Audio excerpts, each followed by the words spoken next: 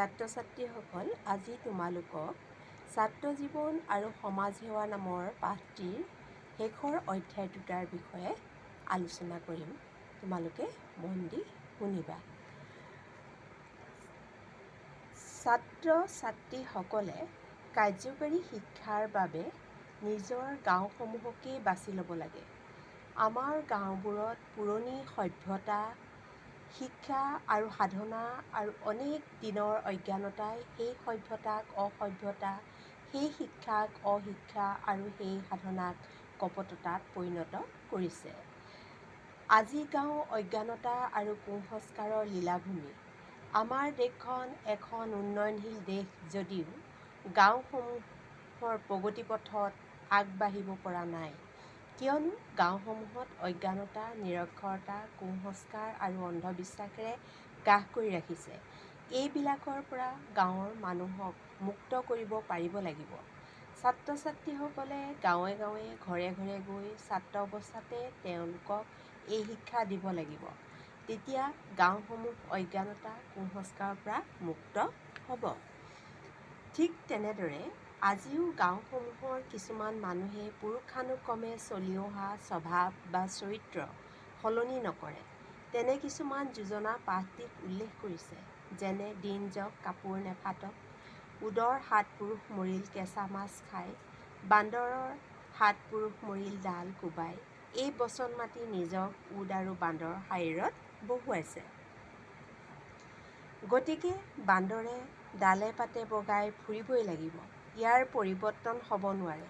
যিদৰে উদ আৰু বান্দৰে নিজৰ পূৰ্বপুৰুষৰ আচৰণ সলনি নকৰে, মানুহেও পূৰ্বপুৰুষসকলৰ আচাৰ আচৰণ চৰিত্ৰ সহজে সলনি কৰিব নিবিচাৰে। এই সকলোবোৰ দায়িত্ব ছাত্ৰসকলে ছাত্ৰ অৱস্থাতেই ল'ব লাগিব।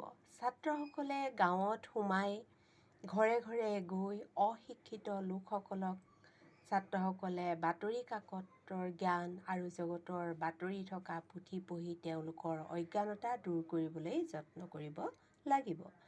তেওঁলোকৰ মাজৰ কুচুট কপট গুচাবলৈ চাব লাগিব। গাঁৱত কাৰোবাৰ বেমাৰ আজাৰ হ'লে তেওঁলোকক সহায় কৰিব লাগে। উপদেশেৰে বা উদাহৰণেৰে নিজৰ ঘৰ আৰু গাঁওখন একোখন আদৰ্শৰ গাঁও কৰিবলৈ চাব লাগিব। এইবিলাক কামেই হৈছে ছাত্ৰসকলৰ কাৰ্যকৰী শিক্ষা। এইবিলাক কামত সহানুভূতি নেদেখুওৱা ব্যক্তিও আছে। এইবিলাক লোকৰ পৰা গাঁৱৰ কোনো মংগল সাধন নহয়। সেয়েহে ক'ব পাৰি, গাঁও একেধাৰে নগৰৰ জনক-জননী। গাঁৱৰ পৰাই নগৰৰ জন্ম হয়। গাঁৱেই মাতৃস্বৰূপে নগৰক জন্ম দি পিতৃস্বৰূপে পালন কৰিছে। সেইকাৰণে দেশৰ উন্নতি কৰিবলৈ হ'লে গাঁৱৰ উন্নতি কৰিবই লাগিব। গাঁৱত শিক্ষাৰ বিস্তাৰ কৰা, গাঁৱলীয়া লোকসকলক নিজৰ সন্মান আৰু দায়িত্বৰ কথা সোঁৱৰাই দিয়া। পশ্চিমৰ শিক্ষা আৰু সভ্যতাৰ লগত এটি পবিত্ৰ সাম্যভাৱ ঢৌ আহিছে। সেই সাম্যভাৱ এতিয়া আমি সকলোৱে প্ৰচাৰ কৰিব লাগিব।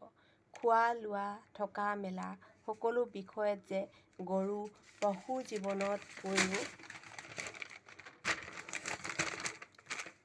মানুহৰ জীৱন বহু ওপৰত সেই কথা দেখুৱাব লাগিব। এনেবোৰেই ছাত্ৰসকলৰ আহৰি সময়ৰ উপযুক্ত কাৰ্যকৰী দেশ সেৱাৰ শিক্ষা হ'ব। এই হৈছে সমাজ সেৱা আৰু দেশ সেৱাৰ শিক্ষাই প্ৰকৃত শিক্ষা।